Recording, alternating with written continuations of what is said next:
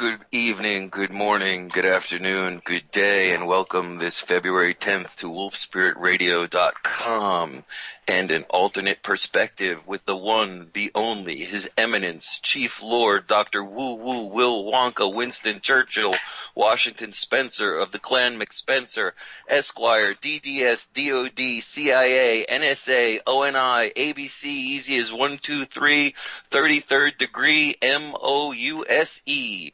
And hear the rumble of his not-so-humble court jester of Juju, Grain Ghetto Grouchmeister, cunning linguist, caustic Gnostic, 41-foot roundworm wrangler, Patrick, quote, don't you dare ask me what ICD 999 means, just buy the book. I'm taking notes, man.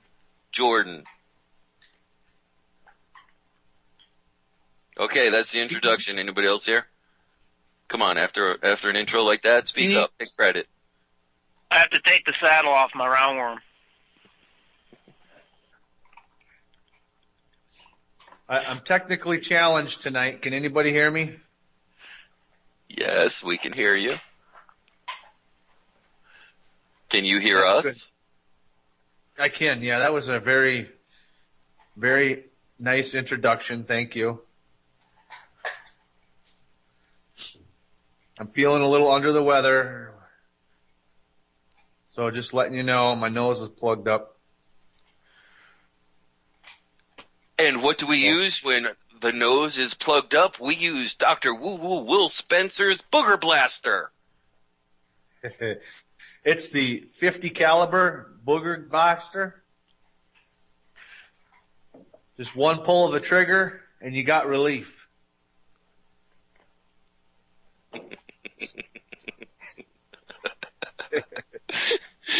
Can we get Medicare to give those out?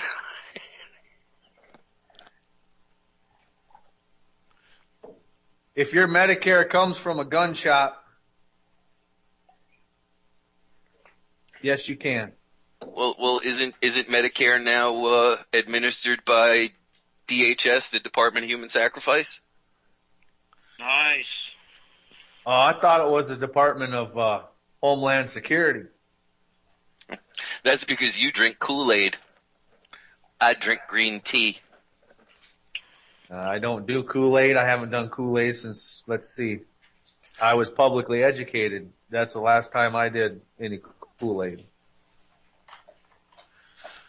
I was never not much one for that there fancy book learning.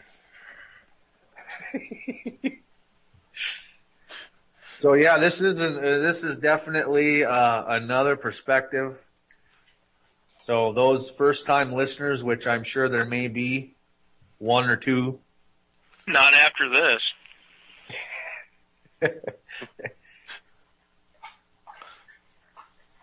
So mind the technical difficulties, which we have periodically, at least now because I'm traveling and sometimes here in the Nowheresville, the USSA here, where there is hardly any phone signal and definitely no internet signal.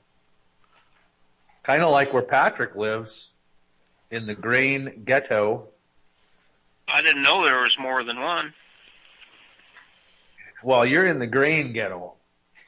You keep saying. Where are you, Will? Well, let's just say it used to be a pristine mountainous area. Ah, what happened? He moved there. Yeah. Hey, man, don't do that. The corporation about 1840 moved in and brought all of its cancer with it. And the native cultures that were here prior to the corporation were pretty much annihilated. And then the natural resources begin to be raped off the planet. And now we have this, well, they want to call it a kind of a natural environment, but for me it's not really natural because it still has concrete, asphalt, electrical lines, and you can still have a little phone service.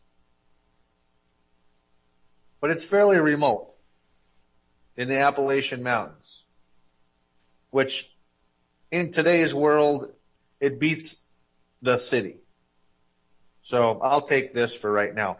Although the snow here does ignite, and it does smell while it's flaming off. It does have a hairspray kind of a smell. And slightly radioactive.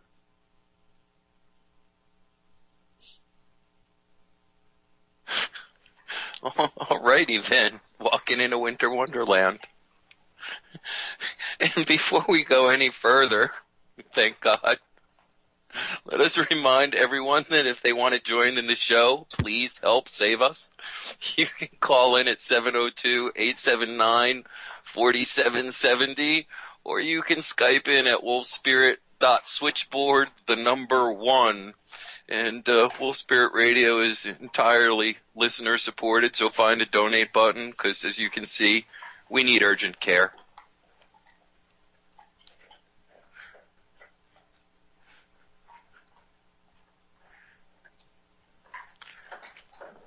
Any particular thing we want to start off with? Because I've got a couple things. If Patrick doesn't have any notes with red flags on them that he wanted to bring attention to first. I don't have anything. I was just curious about the glow-in-the-dark snow, but take it away.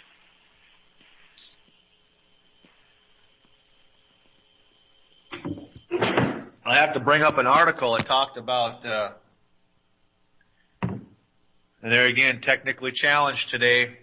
Hopefully you'll still hear. I won't lose you. There's an article. Just hold on. Talking about, I think it was even a natural news article. Go figure. That was talking about chimeras.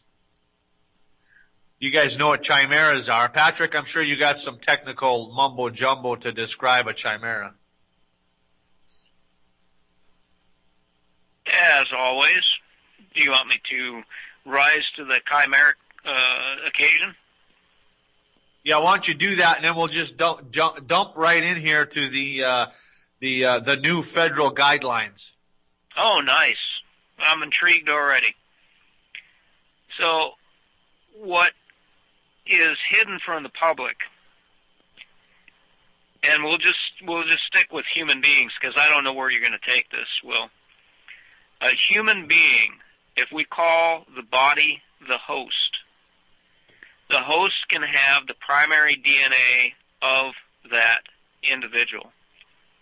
But inside the blood or the tissues or the organs can be, either in whole or in part, a completely different DNA. So it's almost as if there was a Siamese twin, but the twin was diffused throughout the body. And that's the simple version of a human chimera. Two different kinds of DNA, same body. Take it away, Will. In today's world, and people aren't even looking at the RNA factor. They're only looking at this DNA factor when they're looking at genetic modification. So homework for anyone listening is just look that up, because the RNA, in some respects, is just as important, if not way more, to the human's biological integrity as the DNA. The DNA is the antennas and the blueprints.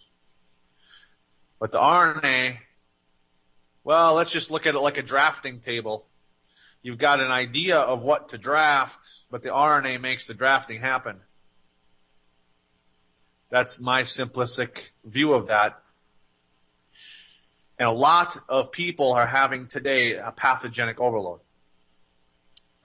Just talking to a client today over in Germany, who is a medical oncologist, retired, who is so fed up with the system in Germany. It's just as bad as here. The son, who is a hairstylist, had his own salon, high-end salon, very, very prominent in the salon industry, I guess, which the high-end salon industry is one of the most toxic environments to work in. Can you imagine those that are getting the work done to their head? So you're working all day long and breathing this industrial waste. Literally, just look at the ingredients. Simple Googling will give you the results of looking at the industrial waste ingredient list on the bottles of shampoo, conditioner, waxes, colors, dyes, all this stuff. There is no regulation on the planet right now for that particular. It is one of the most toxic industries to be in. It's right up there with conventional agriculture, pharmaceutical drug manufacturing, and the allopathic medical system in a hospital setting or in an institutional setting. Most toxic. So this guy had, they called it brain cancer. We did a scan, cancer never even showed up. What he did have, though, was several pathogens. And they were actually eating his brain. So they did a bit of brain. What's that?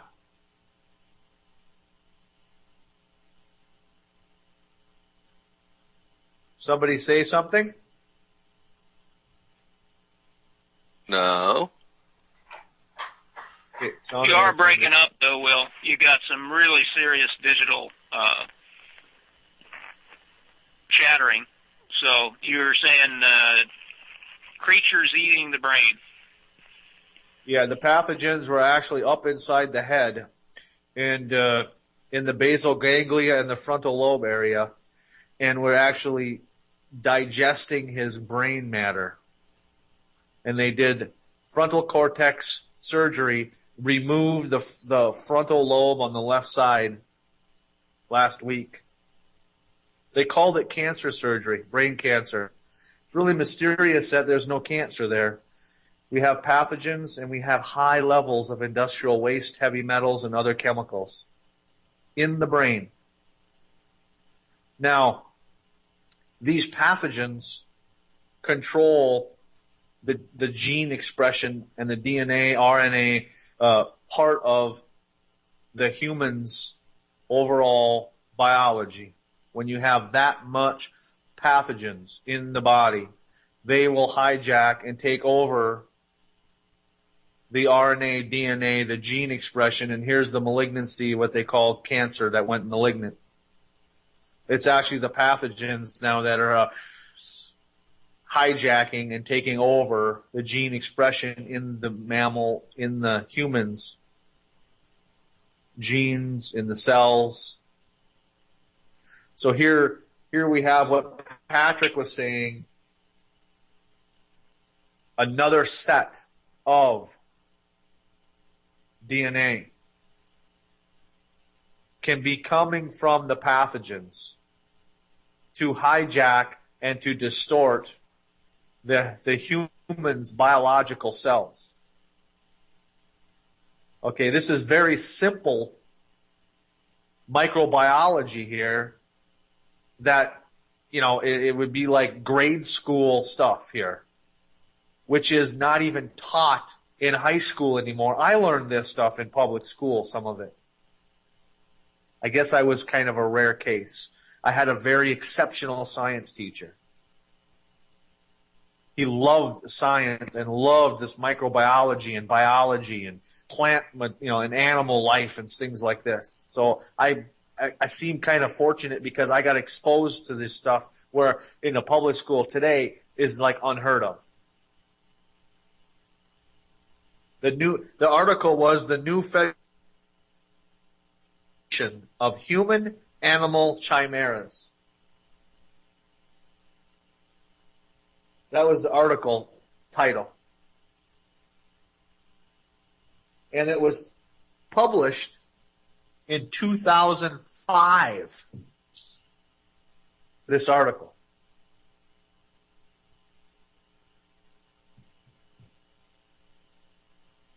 Anybody have any red flags on any of this? Why would we? If you've eaten fast food in the last 10 years, you are a chimera. If we go by Patrick's definition. Oh, that's a good point. A very scary and accurate point. You don't even have to eat at fast food anymore. We're finding these pathogens, these microorganisms that have been genetically manipulated now all over the environment. They're in the organic food as well as the conventional food now. Just the agrobacterium strains, and there's a lot of them, are popping up in people's bodies that don't eat conventional food anymore. They only eat organic. I'm talking about some of my clients that spend a lot of money on their food, but yet they have high levels of agrobacterium, and that is a pure genetically modified bacteria. Just like Lyme bacteria, one of or more of 87 different kinds of Lyme bacteria, they are rampant right now. 9 out of 10 people that we work with have one or more of these Lyme bacteria in them. That's epidemic, and these are all genetically modified. So really get your head wrapped around this whole organic thing and sustainable thing. It's a marketing ploy. Because eating your food has no difference nowadays. It doesn't really matter organic or conventional. And I'm not saying this to scare anybody. I'm not saying this in any other way other than we are being fed information that is not accurate out there in either the mass media as well as the internet media.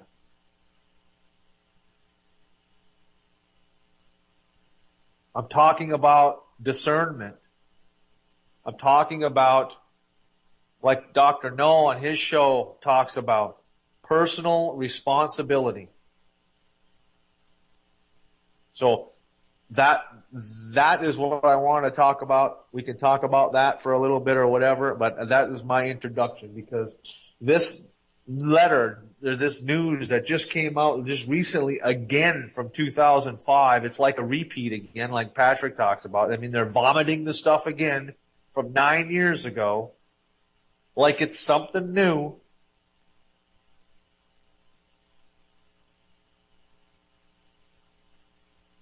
Well, I think part of that has to do with the new technology I mentioned a few shows ago. Can't remember the name of it, about the machine that they have now to do the gene splicing. It's no longer a complicated process whereby they have to remove the DNA from, a fungus or a bacteria or anything like that and go through all the reproductive machinations. Now, basically, with surgical precision, they can remove the exact series of sequences they want from a strand of DNA or RNA, and they can replace it with whatever strand they want, and it's done with mechanistic precision. So one would imagine once that technology is probably about 6 months, maybe 8 months old now, but once that technology gets around, I mean, look how long it took with the 3D printers before they started printing guns, and the plastic gun was followed 3 months later by a metal one. So think of the same thing now with the same sort of computerized push-button precision. They can pretty much whip together whatever they want. Sort of makes the platypus look like the Lego kid of hell. It's literally like a 3D printer. They actually, I think it's called a benchtop. It's a benchtop something. I can't remember the name, but it's like a 3D printer for the genetic modification realm. You just program it in. I want some of this, a little bit of that, and some of this. You press the button, and in whatever the time frame is, out comes this human ear replica that you can actually surgically put on a human.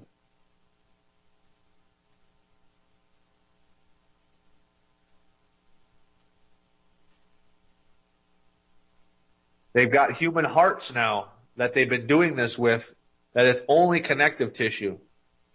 That's all genetically modified connective tissue. They can actually put this genetically modified heart, just the tissue, in, and then your body will fill it in with, well, they say it will, but I haven't seen anybody, talk to anybody, or any doctors that will actually verify that it's actually functioning outside of a hospital realm hooked to some machines. It's not sustainable and independent, I'll tell you that.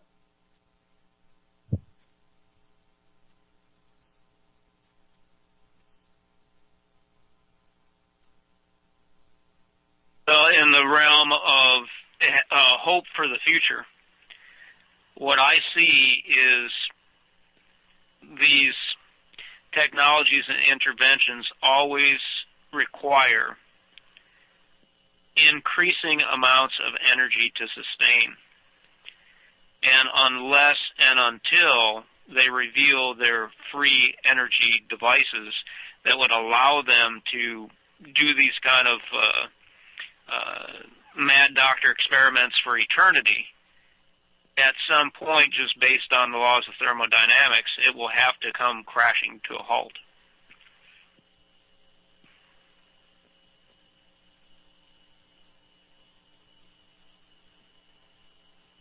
That's the missing key right there, Patrick. Those that participate in that technology and that level of corporate medicine has to be umbilical corded to the corporation in some fashion or another for its life force. It is totally not sustainable independently of the corporation. So if you choose to play with the corporate medicine, and I don't care if it's allopathic or if it's natural corporate medicine, like Mr. McCullough, you will have an umbilical cord connected to the corporation just like in the Matrix movie. You have to completely remove yourself if you want sustainability and if you want vibrant health without the umbilical cord connected to a power source other than yourself. You've got a really vivid picture of what Schwartz wrote about when he started exposing ancient Jewish legends. So this is the stuff that was never codified in what is called the Bible. And apparently there were 3 attempts at Hadam. So the Adam of the Bible was like Rev number 3. And the first one was actually like a wild man creature that had an umbilical cord that was pretty extensive. It was at least tens of feet, maybe 30 feet or more long, and he could basically run around in circles and chase things in the forest that was the garden and get hung up on things, kind of like a dog getting caught up on its own leash. And so that was Rev 1, and it was pretty much a miserable failure. But what you're describing, Will, is like a redo of that same failure. We just seem to keep repeating history over and over again, if in fact that legend had any substance to it. Even if it didn't have any substance to it, that's what we have today. Yeah, thank you. I throw things out there like that to hear that come back. Well, if you give a mouse a cookie, you know how it happens, you know. Yeah, they give you a calling card to let you know that they were appreciative.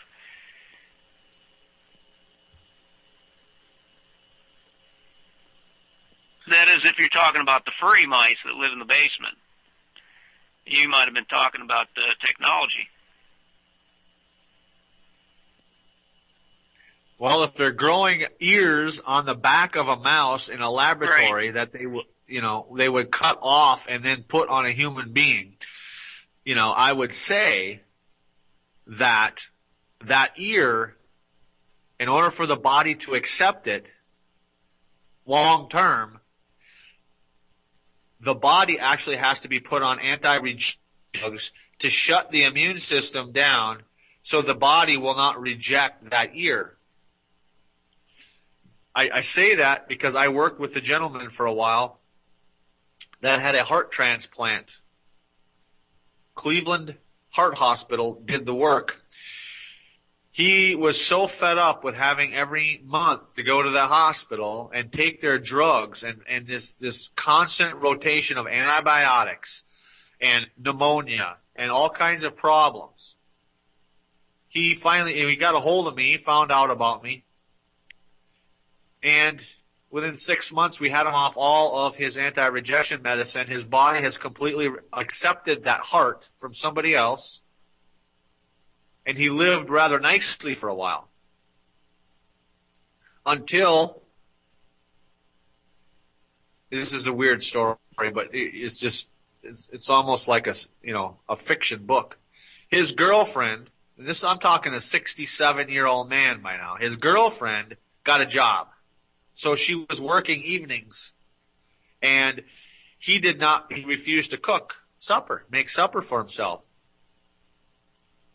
So he chose, in his infinite wisdom, to go to Burger King every night for his supper. And basically in 2 weeks he reversed everything we did. And within a month and a half he was dead.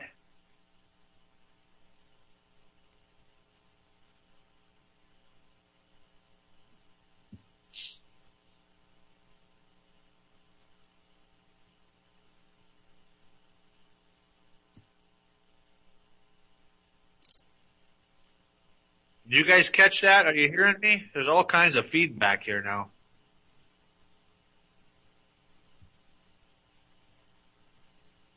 I think Dave's got to mute his mic. It looks like it's coming from there. Did you hear anything I said? My mic is muted, thank you. Yeah, it was just echoed a little bit and a little delayed. Okay. Burger King for dinner reverses your heart transplant. Right. It basically, the guy was away from all allopathic intervention when he was following a natural program like we had put together for him.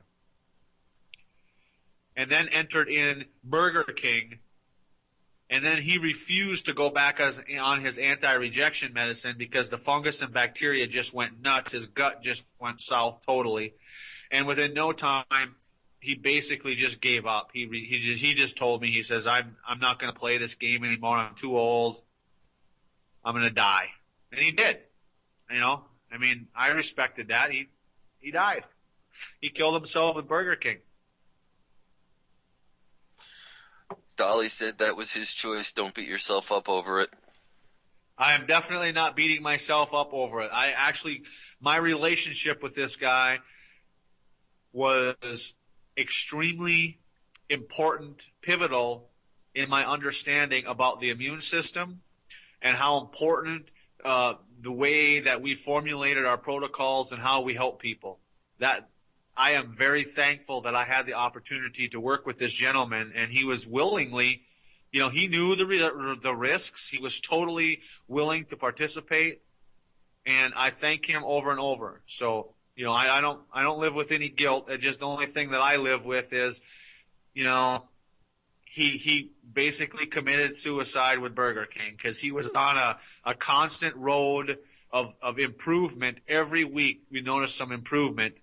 And just because he chose to eat fast food, it just threw him totally backwards in no time.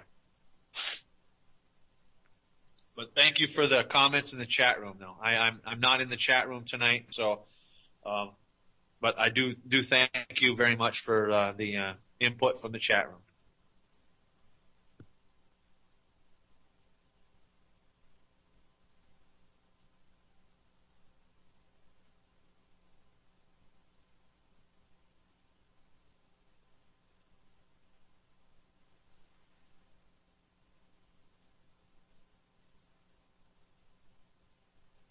Must be a lot of delay or something, because there's.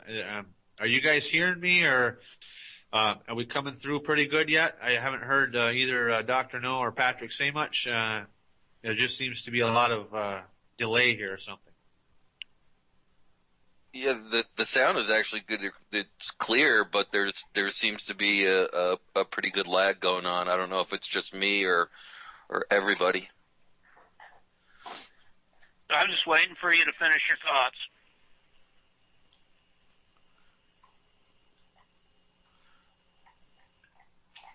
Are your thoughts finished, Wu? Oh yeah, I'm finished with the thoughts. Absolutely, go ahead, Patrick. No, I was just waiting. Wait no more.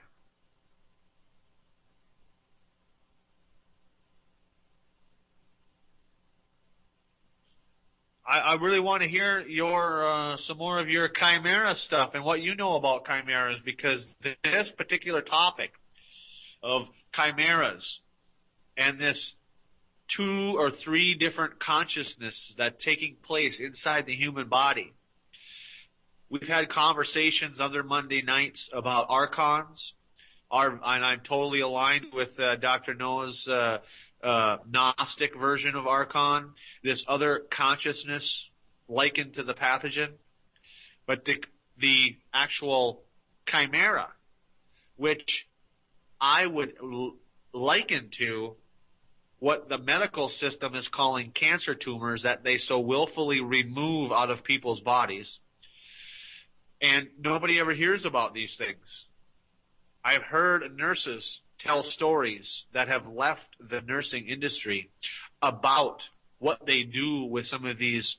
They fully well know that these are not tumors. These are total chimeras that they're taking out of people's bodies, lying openly to the patient.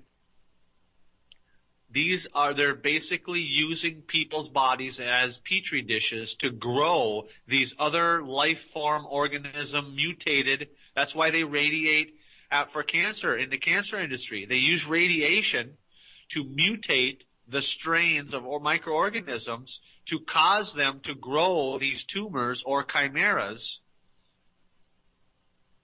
so then they can use them in other medical and military applications. It's very simple. So go ahead, Patrick. My thoughts are finished for now. Well, nobody would ever know what the doctor cut out of your body if you were anesthetized and completely unable to verify it. You would be the first person witness to what came out of your body if you were able to watch them in real time, but they could cut out whatever they wanted and call it whatever they wanted. So if we go all the way back, like at least 5,000 years into Egyptian and Babylonian mythology, the chimera was all over their artwork. You have the jackal-headed man. You have the hawk-headed man. You have the eaters of the dead that were a cross between a hippopotamus, a crocodile, and something else. I can't remember. The theme of the chimera was in Babylon with the body of a bull and at least 2 or 4 wings and the head of a man. You know, were these guys just smoking some serious drugs? Were they just putting up some kind of sci-fi posters on the walls? I mean, most of the stuff was in temples. You know, these were their gods. Were they just pulling it out of their butts, or was this something that they saw? Was it a construct that they were working towards as if it was a blueprint? These are the kind of questions that have to be asked, because right now they do chimeras with something as simple as a vaccine. You can take a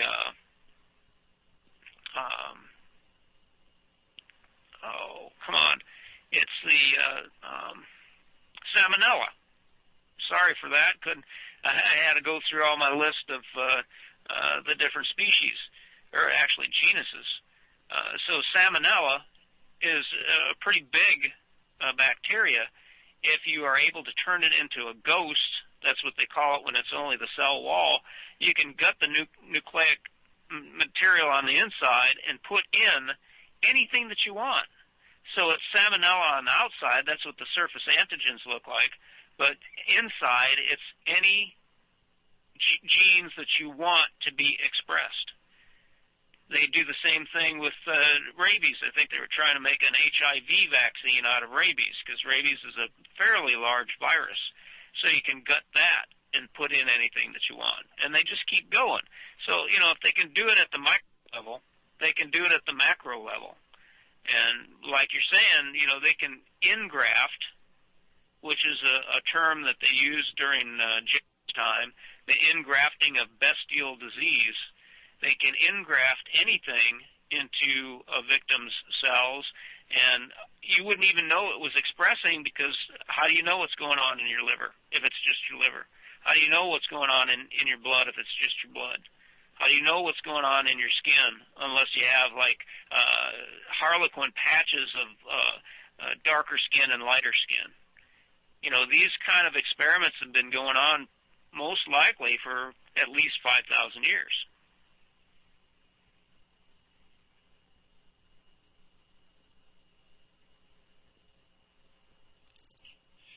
I'm having all kinds of feedback, so if Dave could call me back on the number that I put my phone, I'm going to hang up here. And Dave, can you do that for me, please?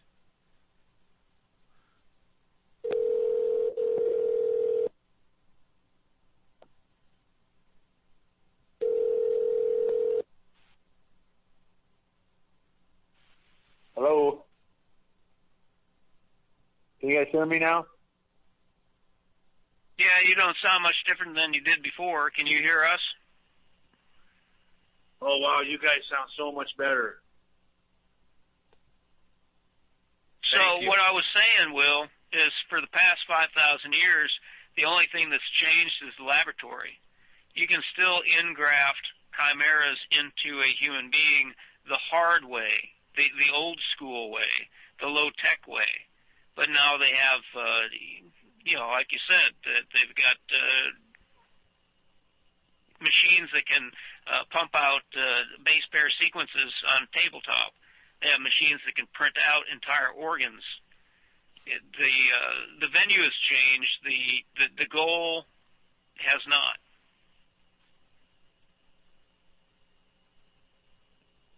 This is the science fiction of reality that we live. I believe that's why science fiction was created, was to hide the people, the viewers, the listeners, from the reality of the advancement of science and medicine and technology. Because I met a fella not too long ago, I'm talking like 60 days ago, on a trip that I was on, I was standing there looking at a plasma reactor that was just like the one on Star Trek. I touched it. I felt it. I felt the healing medicinal properties of it.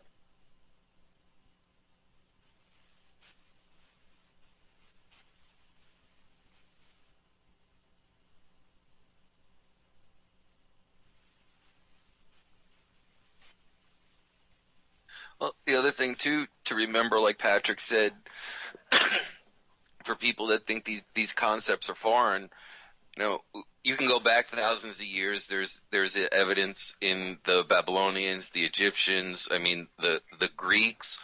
All of the cultures that represent these same gods have some sort of chimeric interpretation. But if you actually think about it from the plant kingdom standpoint, look at the methods that they have for thousands and thousands of years to create genetically different plants by splicing them together in different ways. It's like a purely mechanical process. The evolution of this, just with modern technology alone, it's become more prevalent. But what you have to realize is back in if you look at the ancient cultures, like Patrick said, they were looked at as gods. And, these creatures were created, if you want to believe the lore, and they did exist. So let's go into the assumption that they did exist and not everybody was eating magic mushrooms all at the same time when they were doing these paintings. So let's just say they did exist, no matter where they came from. You look at the presentation of this to the public at large as a control mechanism was that it was magic, it was godlike, it was this, it was that. Now the population gets more intelligent in general, or well, I don't want to say that, but they get more aware in general, okay? And the idea, the concept of these being gods is now superseded by the fact that, oh no, all of these ancient scrolls were led to believe that these are fabrications, they're fictions, they're myths. And that's the new presentation that's given to us, around the Age of Enlightenment, around the Renaissance, is the new meme is fed to us that, oh no, these are just fabricated tales, or it's only their ability to represent their reality in a limited way with limited intelligence. And then science takes over where religion left off, and now science is the new religion. So we move forward now in blindness because most of us are separated from science because science is like for the scientists and we're just like really stupid people. But now we're in this situation where not only have they've been doing all this cloning and modern technologies kicked in, but once again, like Will just said, now we're at the age of push button DNA splicing. So what that tells me is that the fact that these topics are coming to light again is because, relatively soon I expect to see, the body of a dog running down the street with the head of a lion, the tail of a bunny, and the ears of a bat or something. I mean, flying around the lake or something like this. I mean, how technology only gets cheaper and cheaper and smaller. So how long is it going to be before little Johnny comes home with his do-it-yourself chimera kit? Oh, that hurts, man.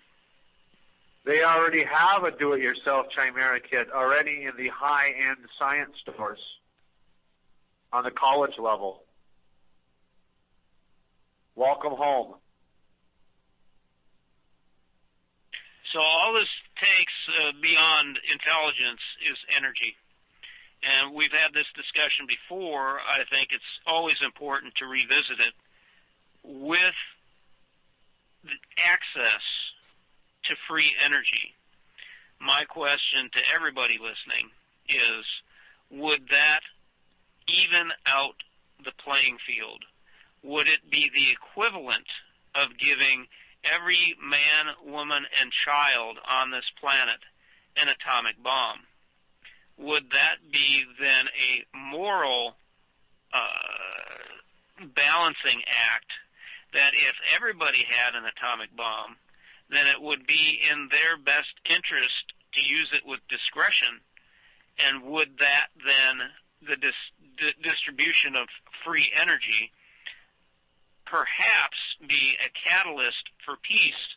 Because if everybody was unleashing atomic bombs on their neighbors, then the entire population of the planet could be extinguished in a very short period of time.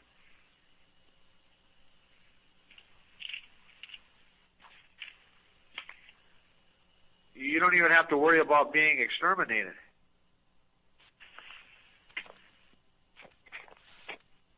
It's not even about that.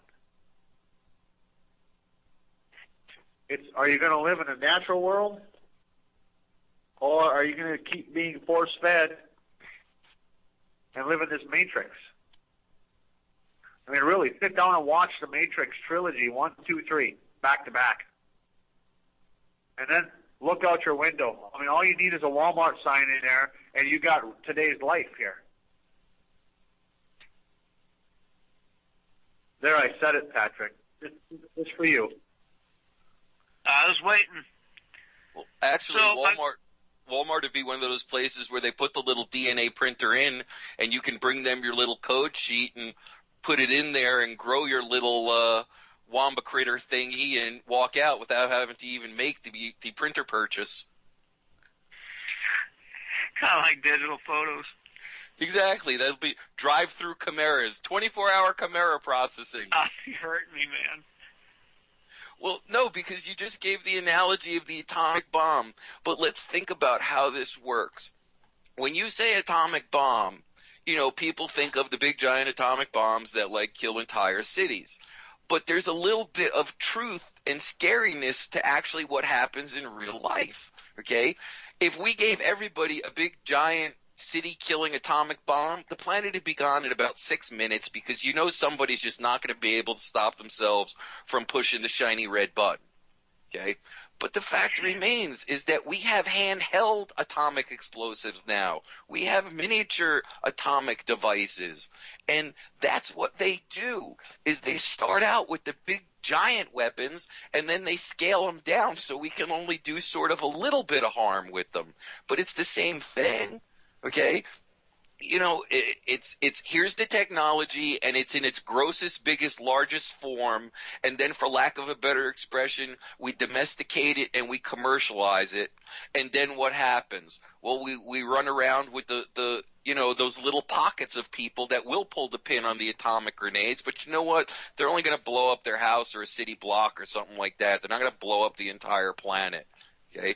But this is where the balance thing comes into play. But that's not to say these just aren't going to be available to everyone.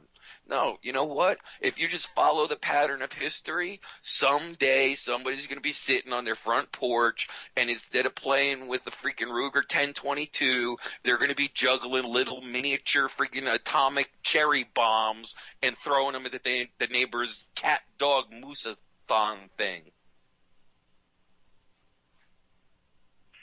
So you're about as grim as I am. You have no faith in your common man to pull out the depth of their own self-esteem and wisdom and discernment to go, I have been entrusted with something that has unlimited energy. Can I do something good with it? That's like saying to me that if they ever do come out with quote-unquote free energy in the perverted programmed use of that concept, which most people equate to the fact that they never have to pay a utility bill again, right. That's like telling me that that's going to be the impetus for Bubba to put down the six-pack, bin the can of Cheetos, clean all the orange off of his dick, get up off the couch, and go become a productive member of society. You want to try that one again? You're asking for an awful lot, Patrick, because has anyone ever read The Biology of Aggression? Has anybody ever looked at and really read the documents on your free PDF section under vaccinefraud.com? We have a solid 60 to 70 years of manipulation on the public as a whole, and you're expecting responsibility to come out of people that can't even pull their pants up past their knees? Really, Patrick? Well, and see, here's the thing. This is why I'm throwing it out there as a thought experiment. The other side, in quotes, has always been the one that held all of the power and manipulative force. Now, Joe Sixpack, as far as I'm concerned, that's a total write-off. Bring in the comets. But for people that do already possess the self-esteem, the drive to do something useful on the planet, logic and critical thinking, if they had access to power, then it would seem that the balance of power that had always been weighted towards the other, that was manipulative and used the human race as just slave animals, could then be imposed upon because the playing field was now equalized. That's the kind of thought that I'm playing with. So back to you guys. Well, if you want to talk about the playing field being equalized, you talk about the motivated, responsible individuals. And like we talk about all the time, they like to say there's 70 billion of us and 900 of them. Yeah, but is that really the case? You know, sure, there are those motivated, responsible, discerning, extreme minority out there, but still, once again, what are they up against? Is my point is the answer to the programming that everyone has been put under just simply providing them the means to be more easily programmed? I mean, sure, there are going to be people out there that use the technology responsibly, but it's you know, we're back to the situation of like you finding the molecular DNA switches. Is somebody going to come out with a way to snap these 70 billion people off their asses by some mechanical means that requires no self-motivation? Because the apathetic outweigh the determined by a significant margin. So I guess what you're highlighting then, to take your point but go back to the root of the equation, is that even if free energy was distributed, would the problem then be characterized as the other still has more free energy than those that would do the right thing? Is it always a question of numbers, is the question to explore? Oh, well, no, that's the whole concept of a force multiplier. You know, is it always a question of numbers? Absolutely not. But, you know, when you talk about the balance of power is, for lack of a better expression, the developers of the technology, historically speaking, have always kept themselves significantly advanced, and the rest of us occulted at the time to say, when we finally get free energy, what do they have already that they can use to control that? In other words, how empowered will we ever be, relatively speaking? You know, if I do get my little ping pong ball sized atomic hand grenade and I'm a discerning person, is my best use to use it to wipe out 500 people with their little ping pong balls that aren't discerning people? You know, that's you know, the absurd extent to which we kind of live modern life. I mean, pick a number. I've heard anything from 50 years to 800 years, the technology that's occulted from us now. So the things that we're talking about pretty much already exist, whether we have access to them or not. So once again, you know, as a force multiplier, will any one of these technologies give the few control over the many? Well, absolutely. That's why the people that develop them are so far ahead and keep them that way, because no matter what they let us have or no matter what we come up with, they have a technology that has sufficient force multiplication that 900 people can control 70 billion people. And see, that is the heart of this discussion, that everything that we see that is wrong, that Will was describing, if you name a specific problem, there's yet another problem, and it's even worse, and it takes even more energy to sustain that next new problem. And so more energy is being poured into these things every time there's a new generation of an abomination. And so what we're talking about is escalation.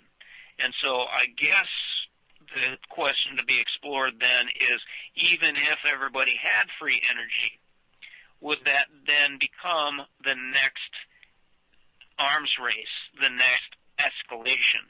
Is there ever an end to the escalation? Well, apparently there's not been so far, because we could take our life today and compare it back to the Renaissance, back to the 1300s, or back even further. There is a ruling class, and then there is a serf class. Okay? We have the same thing going today. I mean, all you got to do is really look out in alternate health right now.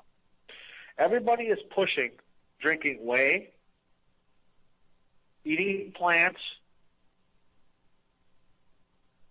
consuming flaxseed and other things, and these are the exact same things that the poor people, the serfs, had to consume in ye old days gone by out of necessity, because the ruling class had all the quality things, the nutritious things, and inside their walled kingdoms, in their palaces that they kept for themselves. I mean, that's what all the old, what do they call, the Mother Goose, the nursery rhymes are all about. Justifying and making acceptable being a slave and being a serf. Making it just okay. We have the same thing today.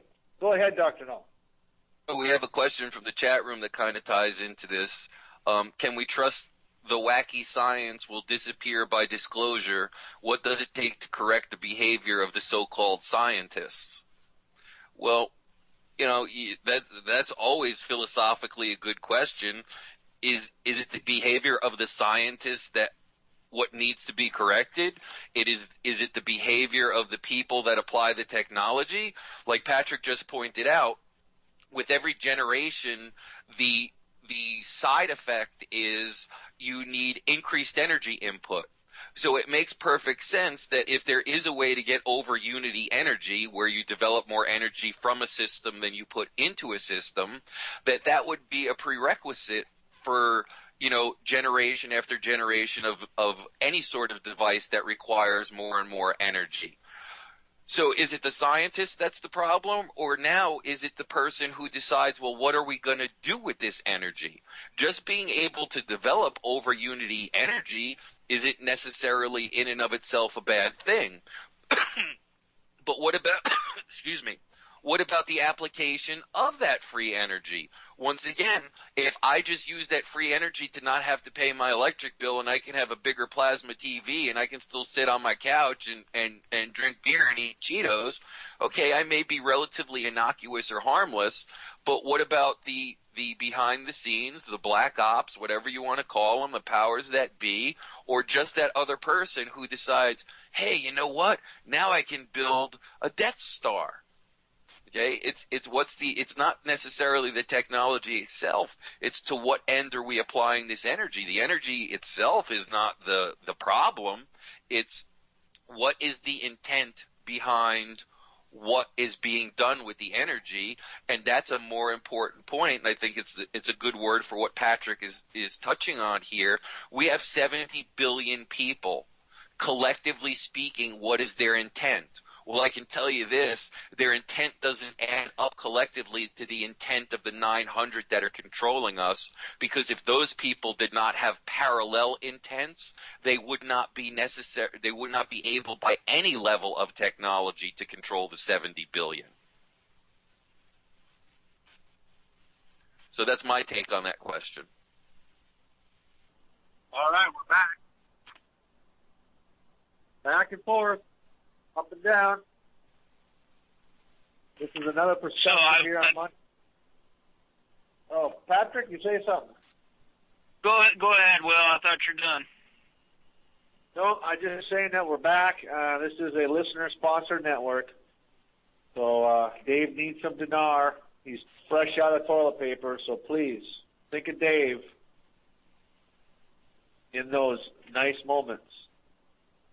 I think it makes nice wallpaper.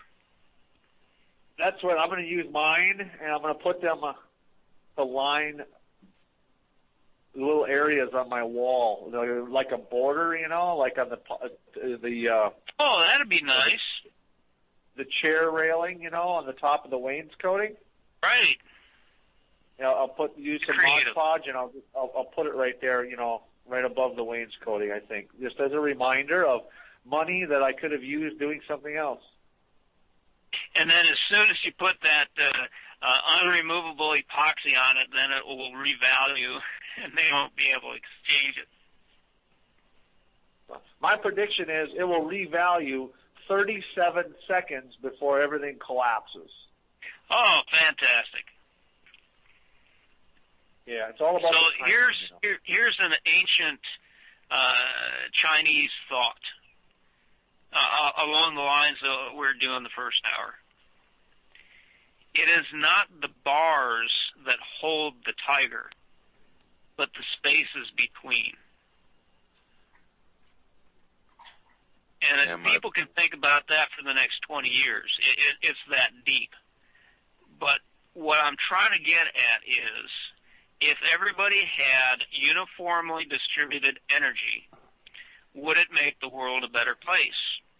And of course, Dr. No makes some very compelling arguments that mankind has been raised as a corrupted rodent, and so it probably wouldn't make a damn bit of difference.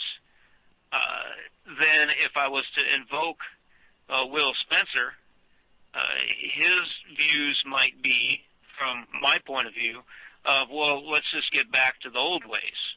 Because farm boys like us can do a whole hell of a lot without much technology.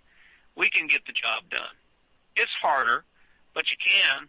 But then you would have the holdouts, or the ones that maybe hid some of the technology in a cave, and the whole escalation and arms race would start all over again. And so those are the two extremes. Either give everybody all the energy, or just reduce everybody down to zero and let them start from scratch. And that's been done several times in past history. It's always starting over again from scratch, but somebody else sequestered their higher tech. So I guess what I'm asking is, what is the third option? Because I'm not seeing any other clear ways around the initial problem of a corrupted species.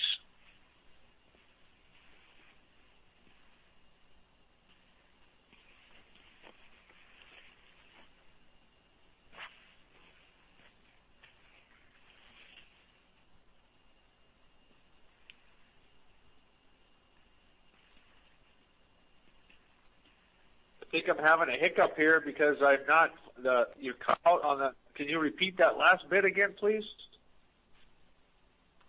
Okay, well, I was just defining the problem that you either have enough energy to go around and everybody should be happy, but they wouldn't be, or you either take all the energy from them and start at ground zero and let them just live at subsistence level. But somebody else would be hiding their high tech in the cave, and the arms race would start all over again. But what's the third option? What can get around a race of beings that were bred to be corrupt?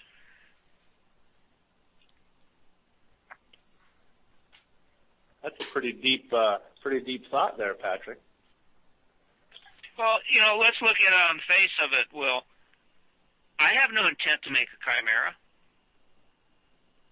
I'm completely content to grow a cantaloupe that is a cantaloupe, that doesn't have horns on it, that might not sprout legs and start walking around its umbilical cord, as it's in the melon patch. None of that interests me. But there seems to be a world at large that, even though they don't possess the knowledge and technology to accomplish that, they will support it with their acquiescence. So that it just seems to me that energy may not be the problem or the answer. Lack of energy may not be the problem or the answer. It seems to lie within the creature itself. And so then what is the solution to preventing these chimera summoners? It's like a black magic ritual, a spell. They're actually summoning these beasts from the ether. It's just like, I'm going to bring it home to some simple reality. In order to grow genetically modified crops, you have to have sterile soil. So you can control all of the inputting environmental factors to keep the genetic modification. These chimeras and this whole thought process that we're talking, this whole philosophical spectrum that we're talking here tonight, is only held in place because the environment as a whole is corrupted and to some extent sterilized.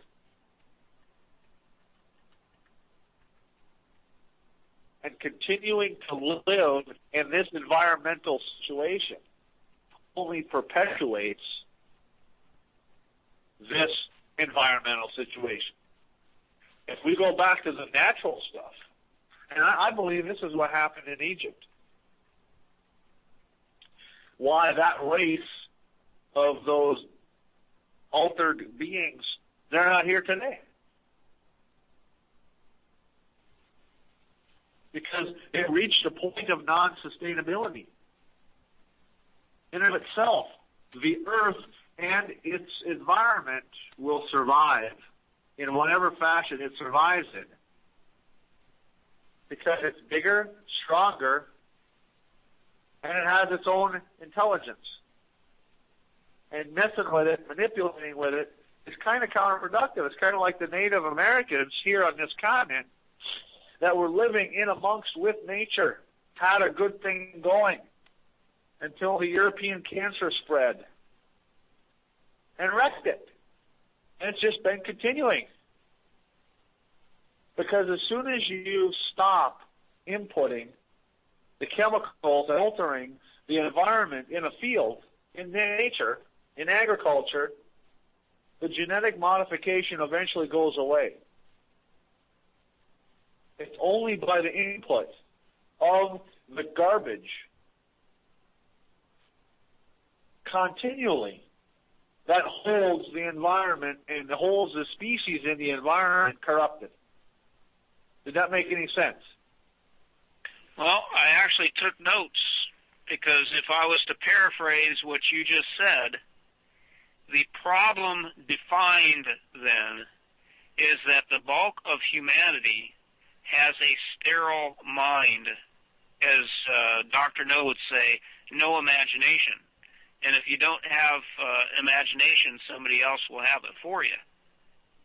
And so that's exactly what's going on. They have no imagination. Therefore, somebody came along and said, give us your tax money and we will build something for you. Okay, here you go. And there you just hit on the word where, if I understand your point correctly, I was going to take it. Let's take it out of the abstract of control and let's replace it with the control mechanism. You said yourself that, you have no interest in building a genetically modified chimera, a cantaloupe with horns on it or whatever you want to call it. However, the primary mechanism of control is what you just said.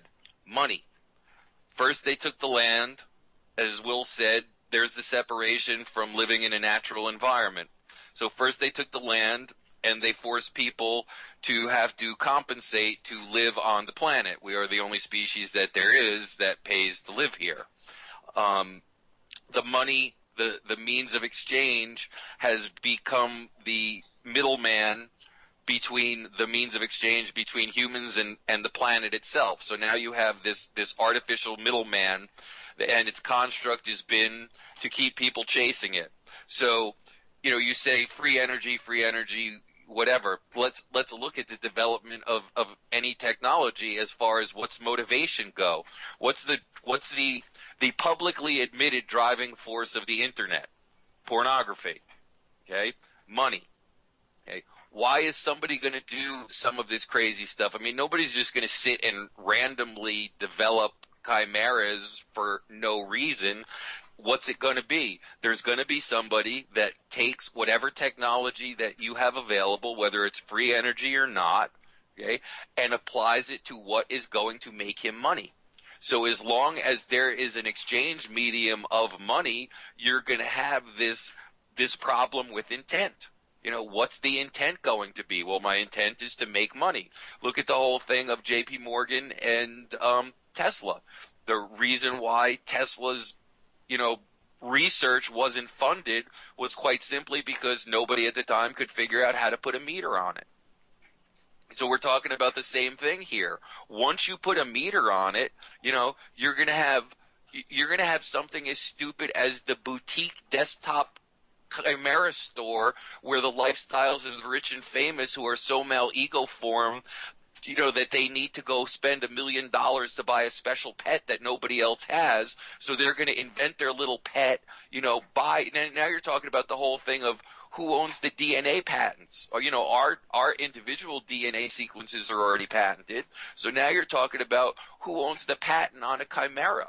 If I particularly, put a particular sequence together. So, you can take that same thing and you can apply it to the free energy thing. If everybody has free and unlimited energy, that's great, and you may not have to pay an electric bill anymore, but if you still need to pay property taxes, guess what you're going to do? You're going to take that free energy and you're going to use it as a cost reduction measure to make some other business more profitable. And whatever business that is going to be based on the same, good, bad, indifferent, delusional, noble, corrupt, deviant ideas that we're surrounded with nowadays. So again, is the presence of free energy, or is the ability to be a tabletop god, is that going to morally alter anyone? Well, like Will said, because of the separation that we have from nature and the planet and the personal responsibility of each other as people, no, you're just creating, in my eyes, a bigger problem.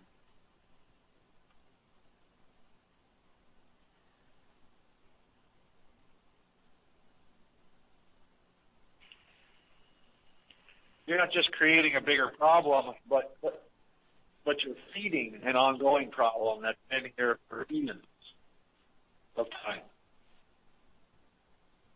Got a really bad echo, Will. Yeah, well, we didn't catch any of that. Oh, is this any better? Hello? Yeah, that's a little bit better. We're not feeding a new situation. This is an ongoing situation that's been here for a long time. Your volume's cranked too high, Will. Oh, is this better? I'll hold the mic away. Is that better? A lot better, thank you. Oh, okay. Thank you, Dave. This isn't anything new. It's just that it's the same old thing, the same pig with different lipstick again. People are not seeing the patterns of the. See here, this is it. When I sit and listen to people, and you never hear really any new conversation. It's the same old stuff. How's the weather? Who's winning the ball game? Whose wife is sleeping with whose husband? It's the same thing. Nobody talks about anything meaningful anymore. Well, people's lives aren't meaningful to themselves anymore, really. Even if you go into these spiritual sects, which I've had friends and clients and some of these other spiritual sects, they want to call them spiritual sects. They're just talking blah blah.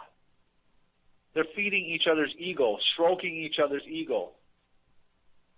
I think the problem really boils down to is that loud voice in your head and this ego unfulfillment. And has anyone ever read The Biology of Aggression here?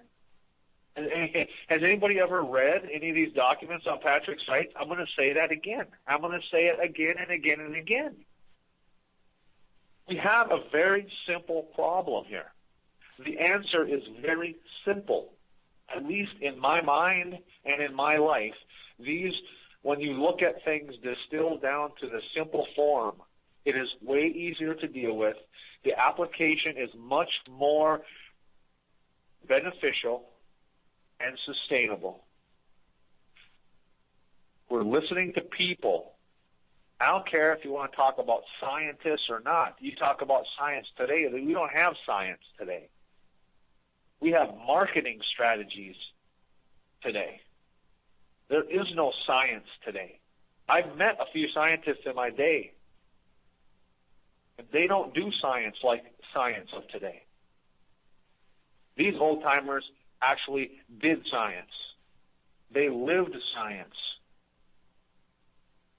It is nothing in college today. There is no science in any educational body today at all, in my book.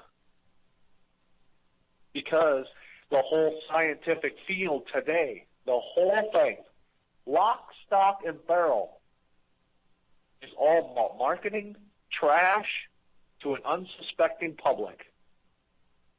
It's all about creating something, like to justify in the public eye the acceptance of even the idea of creating chimeras.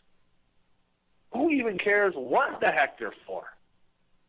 I know what they're for. I've read the patents. I looked at the junk science that justifies the use and creation. What really gets me is there's 300 million people on this continent that allows, accepts, and thinks that there's no problem about this. That's the problem. How do we fix that problem? I'm to the point today, we fix that problem just like you fix a virus colony. It's a pathogenic problem.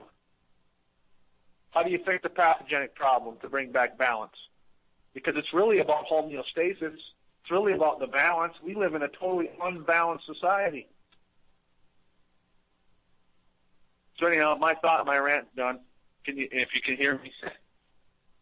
Well, that's an interesting take on it, because if there are 7 billion people on the planet and they are artificially sustained with energy, and that energy is provided for the sole purpose of allowing the corruption to continue, if the energy was discontinued. So this is the alternate argument of giving everybody free energy. If you took away the energy that is available right now, I know people that if you dropped them off in the middle of the woods, they'd die in a day. That is the heart of artificial sustaining. If you take away the external power source, then the system, like you said, like in a sterile farm field, the system will collapse because it was all artificial, and then it should, and that's a very guarded word, it should return to its natural state.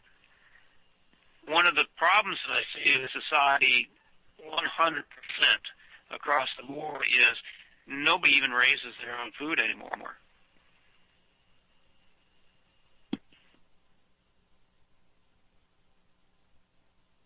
That's the umbilical cord that I'm talking about, though. That's the umbilical cord. That's the attachment to the system. That's the energy that you're talking about, Patrick. I ceased calling it food. I now call it energy exchange unit. So that's kind of interesting that you're framing it that way. It's inputs. I mean, I actually read several times that document on your PDF. I've actually read books, other books. There's a lot of other information out there that say that it's basically the same thing. To cause an unsuspected public to be dependent on something outside of themselves in every aspect of life, that's called slavery. That is what we have today. Period. And in general. I'm speaking in general terms now, just mind you.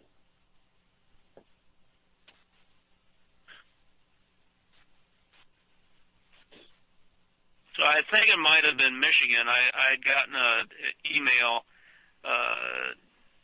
passed on to me that in Michigan, where the right to farm laws are supposedly the strongest in the nation, They're trying to restrict people within city limits from even raising a chicken. So they're doing their best to completely remove any, even the smallest amount of returning back to connection with nature.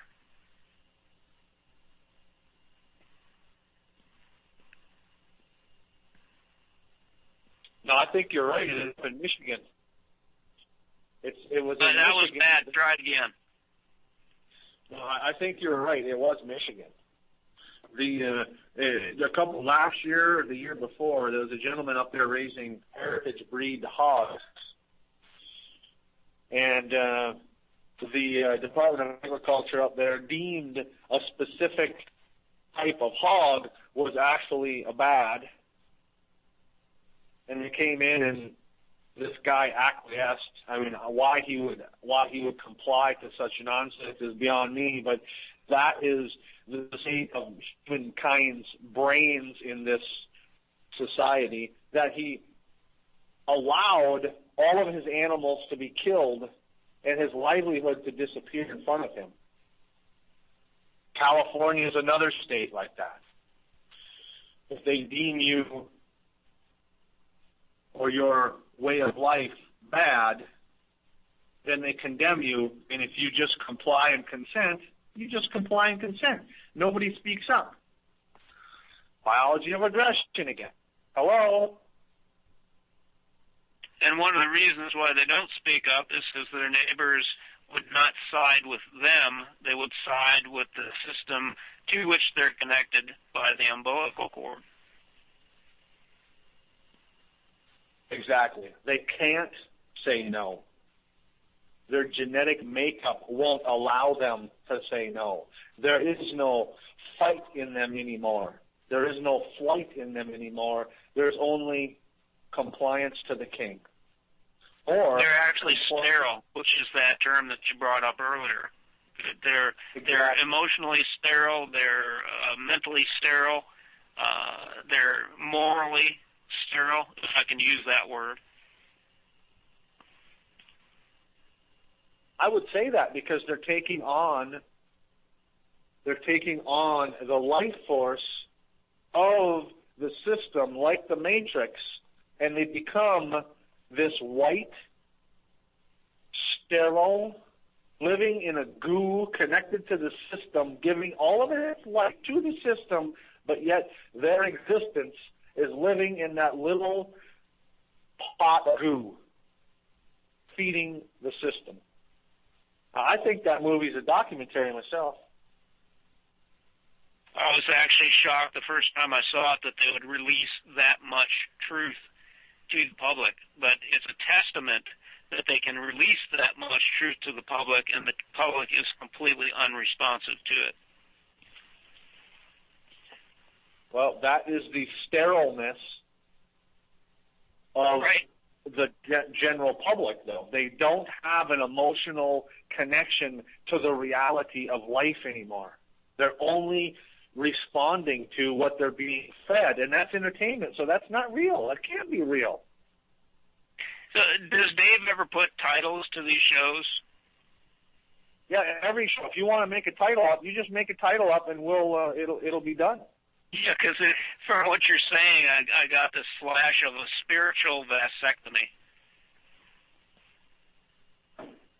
Oh, that's Dave. You get a did you get that? Yes, I did. There you go, Patrick. You just wave your little wand, and it shall be done. Couldn't have done it without you, Will. Ooh, that's scary.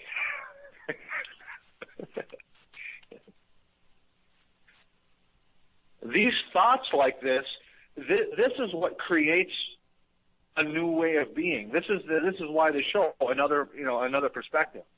These are the kinds of things that I've had a handful of friends in my life that we can actually sit down and talk and share, free think, share and express these crazy thoughts that are mine, that are yours, Patrick, that are yours, Dr. No, that are yours, Dave.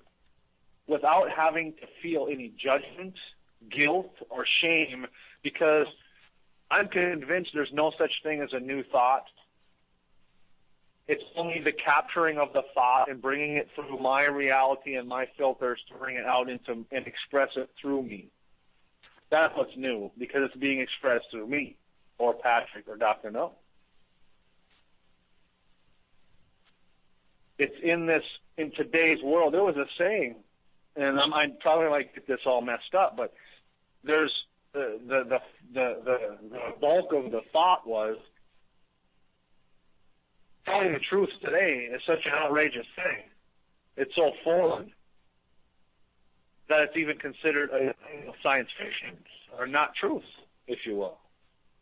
And there's some saying that has something to do like that. I don't remember the words, but I remember the concept. The stuff we're talking about here today is, I've never heard this stuff discussed anywhere, and I listen, and I'm looking for somebody else that gets this. And I don't hear it discussed anywhere. If you guys know of it, let me know, because I'll gladly entertain a conversation.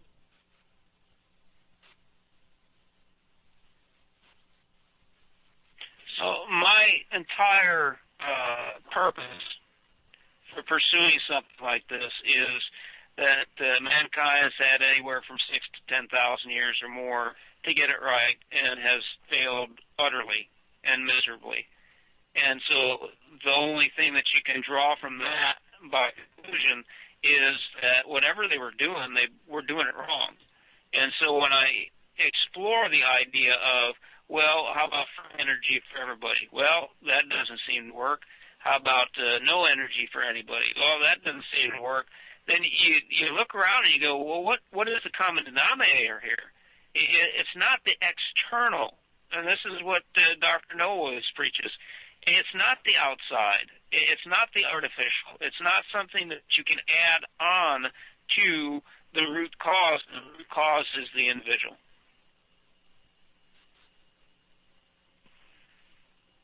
Well, who was it that said that all that needs to happen for evil to triumph is for a good man to do nothing? Right. And like Will was saying about the public education system, the collegiate education system, and take it up the next level to, applied science. Once you get up above applied science, it's a protection mechanism. Developmental science, pure research, that's some of the most coveted, sequestered, and occulted fields that you can get into, because the fact remains is that by the time it trickles down to public education in any level, or actually even applied science, a meme has been set forth to be promulgated. That's where, like you had said before, somebody said, hey, you know what, I don't have the imagination or the ability to do this, do it for me. Okay? And that's what we're looking at here, is the collective apathy. And like Will said, the apathy has been bred into us, beat into us, genetically encoded into us. But the fact remains is that until you live your life with complete disclosure and demand that everyone else, I hate to use the expression, above the food chain, does the same thing, we're always going to have this. We're always going to have this strata whereby it's okay for us to live to a certain point and then be, the mushroom, kept in the dark and fed shit. If you want to level the playing field, the only way the playing field is going to get leveled, if it gets leveled completely and totally in its entirety, not just like we have now, is people who consider themselves to be enlightened still have a level of perception that the playing field needs to hit. And that's just not it. You need to break through that unseen barrier and